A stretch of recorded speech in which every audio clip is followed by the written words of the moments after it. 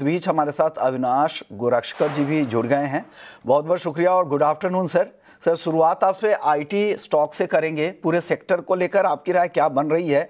आज के सत्र में बाजार को सबसे ज़्यादा संभालने का काम आईटी सेक्टर ने किया है।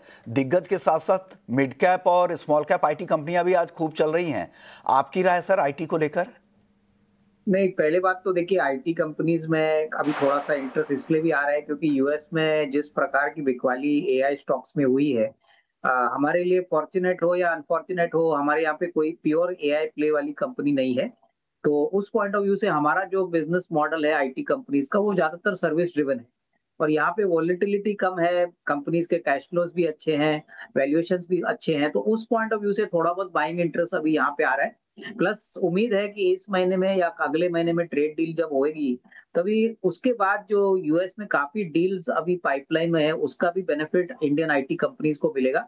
मेरे ख्याल से देखिए, वैल्यूएशंस की बात करें तो एचसीएल टेक, कोफॉर्ज, जिन्होंने बहुत ही बेहतरीन नंबर Q2 में दिखाया है, ये मामला अगले 6-8 महीने के लिए भी चलेगा क्योंकि कमेंट्री अच्छी है, मार्जिन अच्छे हैं। प्लस हमने इन्फोसिस आपके शो पे पहले कहा था, मुझे लगता है कि इन्फोसिस भी अगर प्राइसिंग देखे तो एक अच्छे अट्रैक्टिव लेवल पे आ चुका है ऑलरेडी, अभी बायबैक चालू है। और मुझे लग रहा है कि अगले 2 क्वार्टर में अगर उनकी गाइडेंस थोड़ा सा इंप्रूवमेंट आता है, ऑर्डर्स ज्यादा आते हैं, तो कहीं ना कहीं 1750-1800 का एक वापस एक फेयर वैल्यू आपको मिल सकता है। क्योंकि ये काफी वेल एस्टेब्लिश बिजनेसेस है, ऑर्डर बुक अच्छी है, कैश काफी अच्छी है बुक्स पे, तो उसीलिए बाइंग मुझे लगता है कि इस लेवल से भी इन्वेस्टर्स करेंगे। हालांकि देखिए, ग्रोथ पोटेंशियल धीरे धीरे आएगा, बट कहीं ना कहीं अगले 1-2 क्वार्टर्स में एक बार ये यूएस इंडिया ट्रेड डील की क्लैरिटी, तो उसके बाद मेरे ख्याल से अच्छा रुझान जनवरी से दिखना चाहिए। रखना चाहिए, आपको वक्त देना पड़ेगा।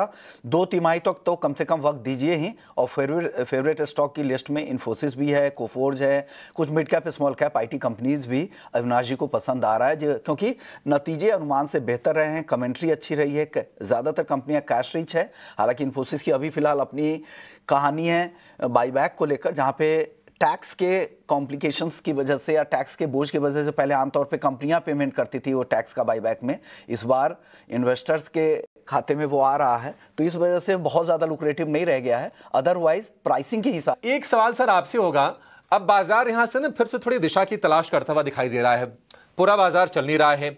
अभी भी बहुत सारे ऐसे स्टॉक्स हैं जहां पर हम गिरावट देख रहे हैं। आपसे हमने आज चर्चा भी की थी दोपहर के दौरान। जरा बताइए सर कि क्या अब ये जो बाजार है, क्या ये स्टॉक पिकर्स का बाजार हो गया है? अगर हां, तो अगर किसी को थोड़ा लंबी अवधि का सोचना है तो कौन से स्टॉक्स आपको लगता है कि अकोमुलेशन के लिए बेहतर हो चले यहां से? नहीं, इनफैक्ट अभिषेक देखिए, कम से कम अगले 1-2 महीने के लिए जब तक ट्रेड पॉलिसी साइन अप नहीं होती, प्राइमरी मार्केट का सप्लाई पेपर कम नहीं होता, तब तक इंडेक्स को मेरे ख्याल से बढ़ने के लिए थोड़ी सी दिक्कत रहेगी। क्योंकि जैसे सभी को पता है, सेकेंडरी मार्केट में apply, I mean primary market में अप्लाई करने के पहले लोग सेकेंडरी मार्केट में पैसा बेचते हैं, और ये काफी रेलेवेंट है not only for retail, ultra HNI, but even funds के लिए। और अगर स्टॉक पिकर्स की बात करें तो मुझे लगता है कि जो हॉस्पिटल स्टॉक्स है, जो होटल स्टॉक्स है, और जो ऑटोमोबाइल स्टॉक्स है, ये 2-3 सेक्टर्स है जहाँ पे विजिबिलिटी बहुत अच्छी है। देखिए, होटल कंपनीज की बात करें तो अक्टूबर टू मार्च तो उनका सीजन होता है। तो मुझे लगता है कि Indian hotels, lemon tree, chalet, यहाँ पे हम काफी पॉजिटिव है। मुझे लगता है कि एक्युमुलेशन फेज में इन सारे स्टॉक्स में अगर थोड़ी पोजीशन लेती है, तो कम से कम अगले 12-15 महीने में अच्छा रिटर्न मिलेगा। क्योंकि अभी भी आरपू रेट्स बढ़ रहे हैं, आई थिंक सप्लाई प्रेशर कम है, तो उस पॉइंट ऑफ व्यू से होटल्स की रूम्स काफी अच्छी तरह से इस सीजन में बुक हो जाएगी। हॉस्पिटल में हमको अभी भी यथार्थ हॉस्पिटल पसंद है। देखिए, एक ऐसा हॉस्पिटल है जो नॉर्थ इंडिया में बहुत तेजी से ग्रो कर रहा है। मुझे लगता है कि इवन करंट लेवल से अच्छी खासी बढ़त मिल सकती है। कहीं ना कहीं मेरे ख्याल से हॉस्पिटल गवर्नमेंट का भी एक फेवर्ड सेक्टर है, बहुत अच्छा इंफ्रा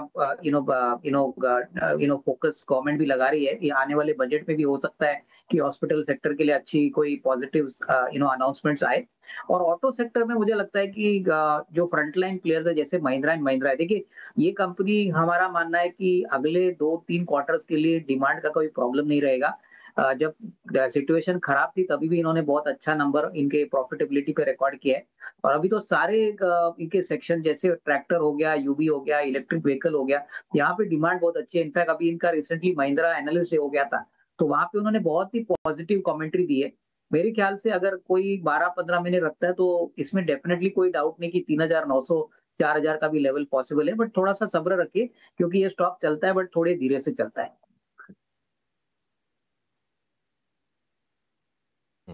ठीक है, थोड़ा सब्र रखना पड़ेगा। और मतलब पिछली जो साल भर में जो हमने रफ्तार देखी वो तो अच्छी थी, अब यहाँ से थोड़ी रफ्तार धीमी रहेगी, बट सॉलिड स्टॉक है, इसमें कोई दो राय नहीं है। तो एमएनएम हो गया, यथार्थ हॉस्पिटल हो गया, और ये शेयर आप थोड़ा सा लंबी अवधि के लिए चुन सकते हैं। एक छोटे